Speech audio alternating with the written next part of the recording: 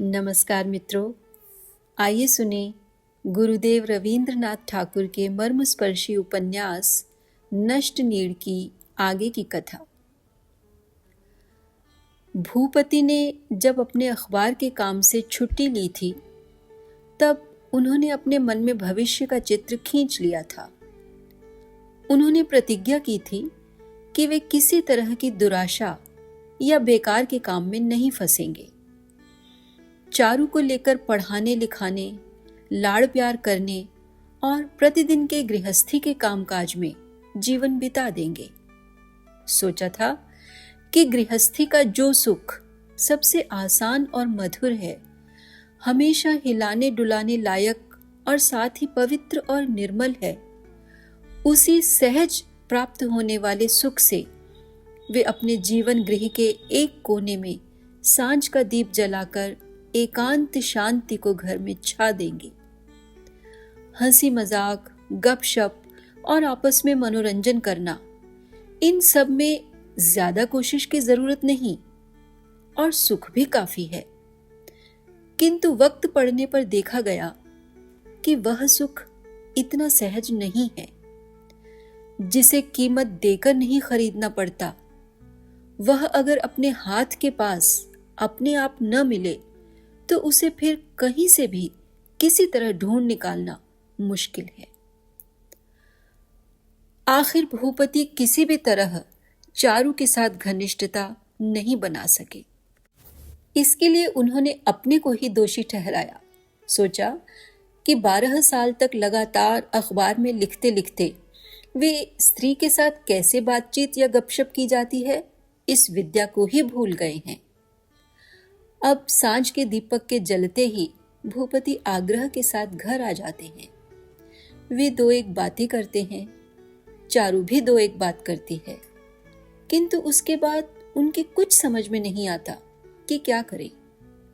अपनी इस असमर्थता से स्त्री के सामने वे लज्जित रहते हैं। हाय, अपनी स्त्री के साथ गपशप करना जितना सहज समझ रखा था, मूढ़ पति के लिए वह उतना ही कठिन निकला। इससे तो सभा में भाषण देना कहीं सहज है। सांझ के बाद के जिस समय को उन्होंने हंसी मजाक और लाड़ प्यार से खूबसूरत बना डालने की कल्पना की थी, उस समय का काटना अब उनके लिए एक समस्या सी हो गई। कुछ देर चेष्टा करने के बाद मौन होकर सोचते कि उठकर चल दें, किंतु चले आने से चारू क्या सोचेगी, यह सोचकर वे उठ भी नहीं पाते। सहसा कह उठते, चारू, ताश खेलोगी? चारू और कोई उपाय न देखकर कहती, हाँ। इच्छा न होते हुए भी ताश उठा लाती और खेलने लगती। बार बार गलतियां करके अंत में वह हार जाती। उस खेल में किसी को भी कोई आनंद नहीं आता। भूपति ने बहुत सोच विचार कर एक दिन चारू से पूछा, चारू, मंदा को बुला लिया जाए तो कैसा रहे? तुम बिल्कुल अकेली पड़ गई हो। चारू मंदा का नाम सुनते ही भक से जल उठी। बोली, नहीं, मंदा की मुझे जरूरत नहीं। सुनकर भूपति हंस दिए और मन ही मन खुश भी हुए। सोचने लगे, सती साध्वी स्त्रियां जहां सती धर्म में जरा भी बाधा देखती हैं, वहां धीरज नहीं रख सकती। द्वेष के पहले धक्के को संभाल कर चारू ने सोचा, मंदा रहेगी तो शायद इनको वह बहुत कुछ प्रसन्न रख सकेगी। यह समझकर वह दुखी हो गई थी कि पति उससे मानसिक सुख चाहते हैं और उससे किसी भी तरह देते नहीं बनता। उसके पति संसार की सब बातों का मोह छोड़कर एकमात्र उसी से अपने जीवन का सारा आनंद पा लेने की कोशिश कर रहे हैं। इस एकाग्र चेष्टा को देखकर और अपने हृदय की दीनता अनुभव करके वह एकाएक डर सी गई। सोचने लगी, इस तरह से कैसे और कब तक दिन काटेंगे? वे और किसी चीज का सहारा क्यों नहीं लेते और कोई अखबार क्यों नहीं निकालते? असल में पति के मनोरंजन के लिए अब तक उसे कोई भी प्रयास नहीं करना पड़ा। पति ने उससे कभी किसी तरह की सेवा ही नहीं चाही, किसी तरह का सुख भी नहीं चाहा, और न उन्होंने अपने लिए हर तरह से उसे कभी आवश्यक ही बनाया है। आज वे सहसा अपने जीवन की संपूर्ण आवश्यकताएं चारू से ही पूरी करना चाहते हैं। ऐसी हालत में चारू को अब कहीं कुछ सुझाई नहीं देता। उसके पति को क्या चाहिए, क्या कुछ होने से उन्हें तृप्ति मिलेगी, इस बात को वह ठीक तरह से जानती ही नहीं, और जान भी जाए तो अब पूरा करना उसके बूते से बाहर की बात है।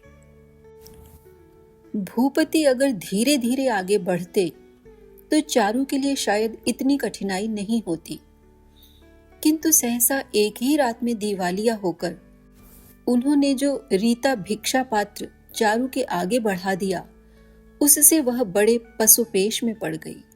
उसने कहा, अच्छा, मंदा को बुलवा लो, उसके आ जाने से तुम्हारी सेवा टहल में बहुत कुछ सहूलियत हो जाएगी। भूपति ने हंसकर कहा, मेरी सेवा टहल? मेरे लिए और किसी की कोई जरूरत नहीं चारू। भूपति दुखी होकर सोचने लगे, मैं बड़ा नीरस आदमी हूं, चारू को किसी तरह में सुख नहीं दे पाता। यह सोचकर उन्होंने साहित्य चर्चा में मन लगाया।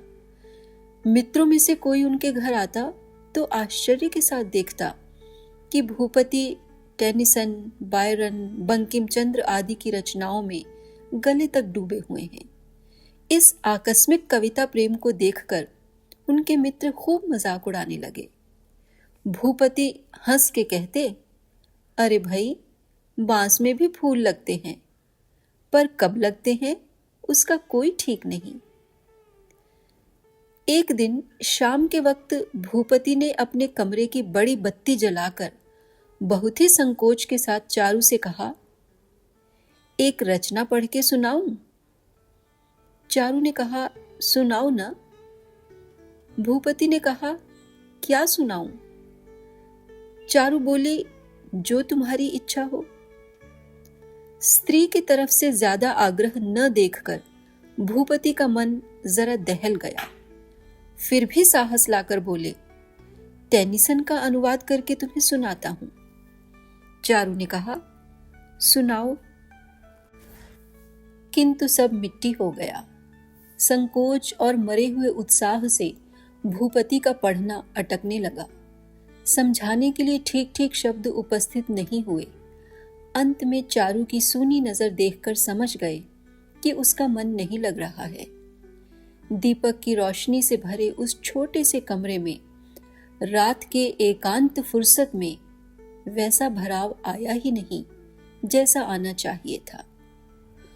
भूपति से और भी दो एक बार ऐसी गलतियां हुई और अंत में फिर उन्होंने स्त्री के साथ साहित्य चर्चा की कोशिश करना छोड़ ही दिया। कोई जबरदस्त चोट लगने से जैसे स्नायु सुन्न पड़ जाते हैं और शुरू शुरू में दर्द मालूम ही नहीं होता, वैसे ही अमल की कमी की चारू को अनुभूति ही नहीं हुई। किंतु बाद में जैसे जैसे दिन बीतने लगे, अमल के अभाव में सांसारिक जीवन का खालीपन धीरे धीरे बढ़ता ही चला गया और इस टीस भरे खालीपन का पता लगते ही चारू की अक्ल गुमसी हो गई। सोचने लगी, हरियाली से निकलकर सहसा वह किस रेगिस्तान में आ गई। दिन पर दिन बीतते जाते हैं और रेगिस्तान का फैलाव बढ़ता ही जाता है। इस रेगिस्तान का तो पहले उसे जरा भी ज्ञान न था।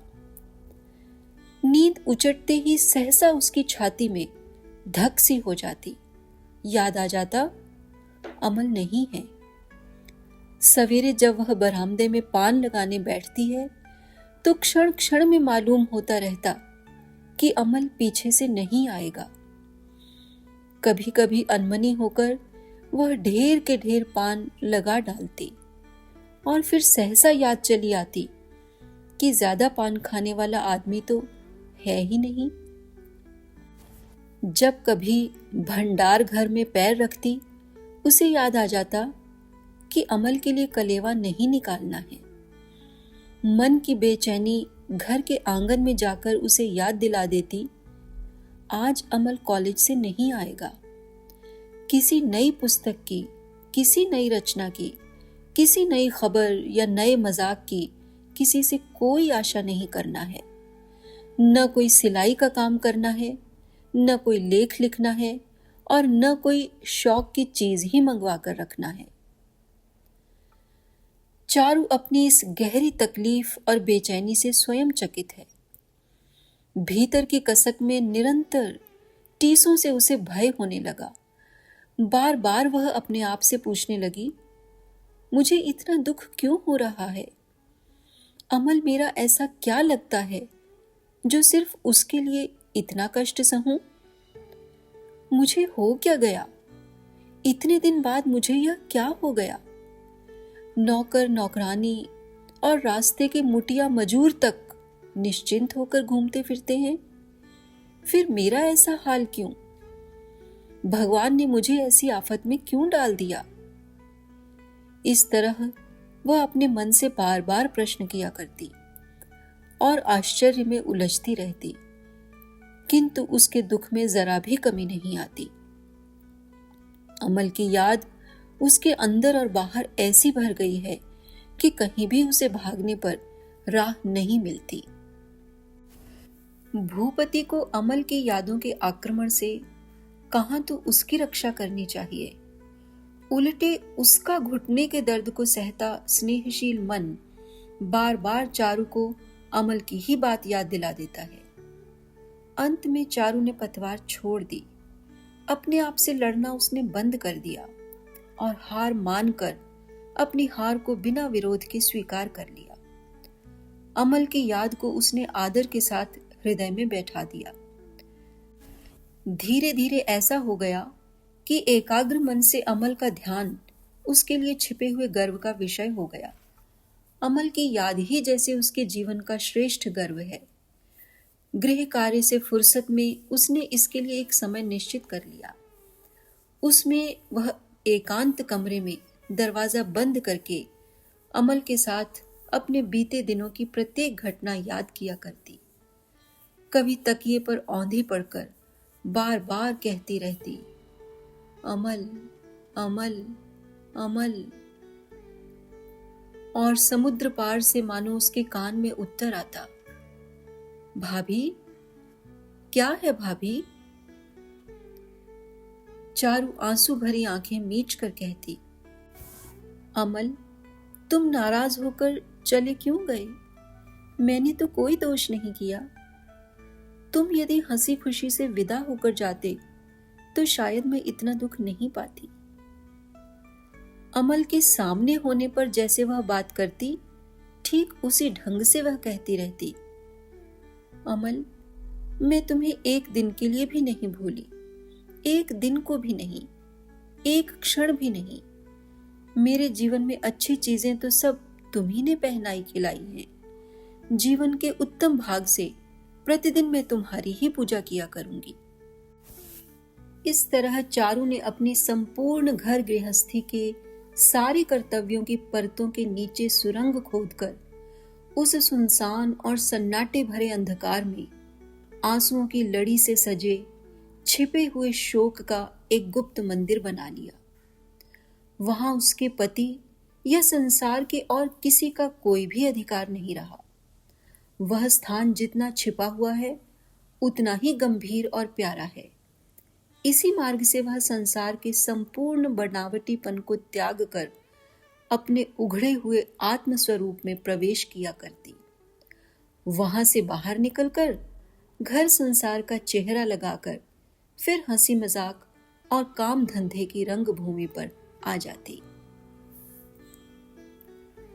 इस तरह चारू ने अपने मन के साथ द्वंद्व विवाद छोड़कर अपने इस गंभीर दुख में भी एक प्रकार की शांति प्राप्त कर ली और एक में ही लीन होकर पति भक्ति और सेवा भी करने लगी। भूपति सोते रहते तब धीरे से उनके पैरों के पास अपना सिर रखकर उनकी चरण रज अपनी मांग में लगाती। सेवा टहल और घर गृहस्थी के काम में वह पति की जरा सी इच्छा को भी अधूरा न छोड़ती।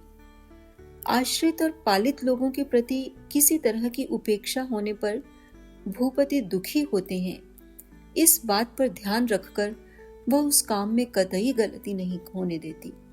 इस तरह सारे कामकाज पूरे करके वह पति का जूठा खाना खाकर दिन बिता देती। इस सेवा टहल से थके हुए भूपति को मानो फिर से नव यौवन वापस मिल गया। लगा जैसे स्त्री के साथ पहले कभी उनका विवाह नहीं हुआ था, बल्कि इतने दिनों बाद हुआ। उन्होंने साज सजावट और हंसी मजाक से खिलकर संसार की समस्त दुश्चिंताओं को ढकेल कर एक किनारे कर दिया। बीमारी से उठने के बाद जैसे भूख बढ़ जाती है और शरीर में भोग शक्ति के विकास की चेतना अनुभव होने लगती है, ठीक वैसे ही भूपति के मन में भी इतने दिनों बाद एक अपूर्व और प्रबल भावनाओं के आवेश का संचार हुआ। मित्रों से, यहाँ तक कि चारू से भी छिपाकर वे कविता पढ़ने लगे और मन ही मन कहने लगे, अखबार बंद करके अनेक कष्ट झेलकर इतने दिनों बाद मैंने अपनी स्त्री को पाया है। एक दिन भूपति ने चारू से कहा, चारू, आजकल तुमने लिखना क्यों छोड़ दिया? चारू ने कहा, मैं तो बड़ा लिखना जानती हूं ना। भूपति ने कहा, सच कहता हूं चारू, मैं तो आजकल के किसी भी लेखक को तुम्हारी जैसी भाषा लिखते नहीं देखता। विश्व बंधु ने जो लिखा था, मेरा मत भी ठीक वही है। चारू बोली, बस रहने भी दो। भूपति, यह देखो ना, कहकर सरूरुह का एक अंक निकालकर चारू और अमल की भाषा की तुलना करने लगे। चारू का चेहरा सुर्ख हो उठा। उसने भूपति के हाथ से सरूरुह छीन आंचल के भीतर छिपा लिया। भूपति ने मन ही मन सोचा, जब तक लिखने का साथी कोई न हो तब तक लिखना होता ही नहीं। मुझे भी लिखने का अभ्यास करना होगा। फिर धीरे धीरे चारू को भी लिखने का उत्साह होने लगेगा और वे छिप छिपाकर लेख लिखने का अभ्यास करने लगे। शब्दकोश देखकर, बार बार काट कूट कर और फिर से नकल करके वे अपनी बेकारी के दिन बिताने लगे।